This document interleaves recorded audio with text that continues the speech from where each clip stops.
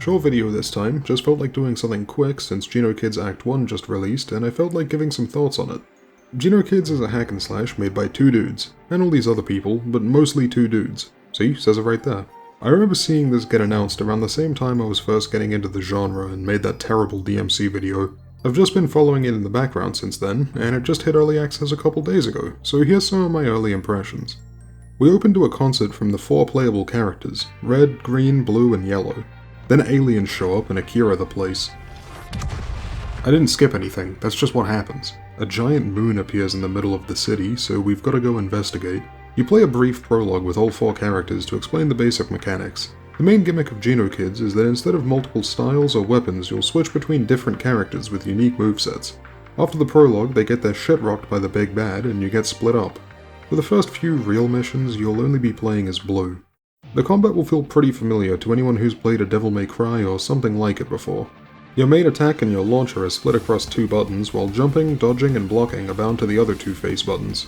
Though there's an option to split dodge and block to different buttons, and I went with that because it felt a bit awkward to have them on the same input. Blocking is actually more like a parry in this, since you can't hold it down, but they also have unblockable attacks you need to dodge.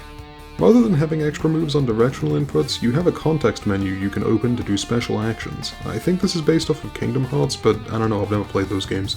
These cost flow, which is your little bar down here. You can regain flow by hitting enemies, and it refills pretty quick. It never feels like a super limiting resource, especially after you get the upgrades for it. As long as you weave some basic attacks between your specials, you'll usually get most of it back. Level designs are pretty solid so far, never found myself getting lost or anything like that, and if you ever do veer off track, they usually hide some cash around so you'll at least get something out of it. I like a lot of the visual design. The city setting gives you access to a lot of different level concepts, and the alien invasion gives you the freedom to get a bit more out there without it feeling too out of place. You see some normal areas like derelict city streets, abandoned buildings, and a theme park, but as you get closer to the first boss you'll find these regal hedge gardens and a whole castle. Also, the giant moon being visible from pretty much every level is just a cool visual. It's very Soul Eater.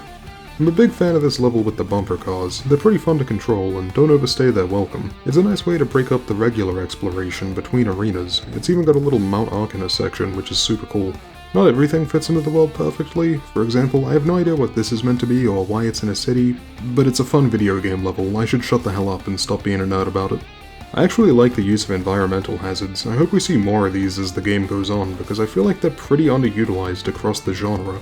Most games don't have any of these, and you'll be lucky to even get pitfalls you can throw enemies into. But I think it's an interesting design space to explore. They add challenge for the player in navigating around them, but they also reward players for launching enemies into them, and it can lead to some creative and unique combos. Most games will just stick you in a box with enemies, but adding hazards like this can help make the box itself interesting, and leads to more unique combat encounters. I also like how you can see some parts of earlier missions in the background of later ones. It makes it feel like a real world you're traversing, and not just a series of disconnected levels. The story is fine so far, not a whole lot to say about it. It's pretty silly and very shonen anime, but it knows what it is and can be fun enough at times. Not really my thing so far, but I could see myself coming around depending on what direction they take it. The voice acting is solid overall, and I think the music is pretty good so far. After a few missions as Blue and 1 mission as Red, you can finally play both of them at once, and that means I can talk about the tag mechanics. So you switch characters with the D-pad, similar to styles in DMC, and pressing it a second time will switch to their alternate weapon if you have it unlocked. But only Blue has one implemented right now. Switching happens nearly instantly and doesn't even slow you down at all. It also lets you cancel out of hit stun, as enemies will combo you if you don't. The main appeal of swapping is that when you switch out, your character will continue whatever action you had started before tagging, so you can begin a move with lengthy startup and swap to another character to fill the gap in the combo, or do something with a long animation so you can swap to another character and charge a big move into it, or get a taunt off mid-combo. It's very reminiscent of an active tag fighter, and I think that's super sick. It even lets you set up unblockables since Red's charge punch breaks guard. I like Red's charge gimmick. All his basic attacks have 3 levels of charge, getting stronger each time. Chargeable attacks are usually pretty hit or miss for me, but combining it with the tag system makes it feel really satisfying to pull off. I am a little sad that you can't keep holding moves while tagged out though. Once you swap characters, you'll immediately release whatever move you were holding on the previous one, but I feel like being able to set something up as one character and release it after you switch to another would be pretty cool. Setting up negative edge stuff like that would appease my lab goblin brain. Speaking of the lab, I hope training mode gets some options soon. There's no settings at all, so you can't make the enemies invulnerable, or disable their AI, or swap what enemy type you're fighting. It's very rudimentary right now. Part of me wishes the individual movesets were a bit larger, but I do have to keep in mind that we only have half the playable characters so far, or more like 3/8 because of the alternate weapons. So it's probably better to keep the movesets simple, such that it doesn't get overwhelming when we've eventually got 8 weapons to cycle through. There's also Hyper Mode, which is your Devil Trigger equivalent, and I like how it's handled here. It's a gauge you fill up, and look, I like the UI in this game a lot. I think the HUD looks great, but max really needs to be rotated to match with the bar it's on. It looks weird. Once you activate it, you start regenerating health, and each character gets some unique bonuses.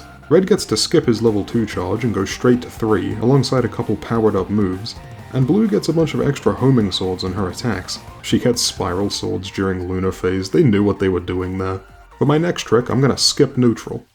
Genokids has 2 boss fights right now, and I think they're both good, but the pacing and where they're placed is kinda weird. You play all of Act 1 up to the penultimate mission, which ends in a boss fight, then there's about 10 minutes of gameplay and cutscenes before the final boss. It's a bit backloaded. I think it took me around 2.5 hours to do the current content, and another hour or so to run through and grab all the collectibles I missed. I think they said the full game will be about 6 to 8 hours long, which I think is pretty fair for a game like this. Hack and slash games have a lot of replay value already, so I'd rather it be short and high quality than arbitrarily stretched out. There's 2 kinds of collectibles so far. Challenges that, when cleared, give you the resource used to make new weapons, and the other is just alternate outfits. These are pretty cool. Both of Blue's outfits are based off of other indie games, being Ultrakill and World of Horror respectively, and I'm just bringing that up because both those games are really good. You probably already know what Ultrakill is, but if you've never heard about World of Horror, it's this little turn-based RPG with a very heavy Junji Ito influence. It's really cool, I recommend it. And I'm basically just using the outfit in Genokids as an excuse to talk about it, because I'll probably never get the chance to again. I did a third run through the game to try and get better scores, and I'm glad to say that the level ranks are actually a challenge to obtain. I feel like a lot of recent hack and slash games have totally dropped the ball in that regard and hand out S ranks like they're candy. Maintaining a high score in Genokids can be pretty tough because taking damage dramatically lowers it, so you really need to focus on avoiding hits to keep a high rank. To make this fair, you have to ensure the enemy's attacks are well telegraphed and avoidable, and I think it's doing a pretty good job so far. These blue guys can be a bit annoying if left unchecked, but you can just focus them at the start of the wave so you don't have to deal with them later.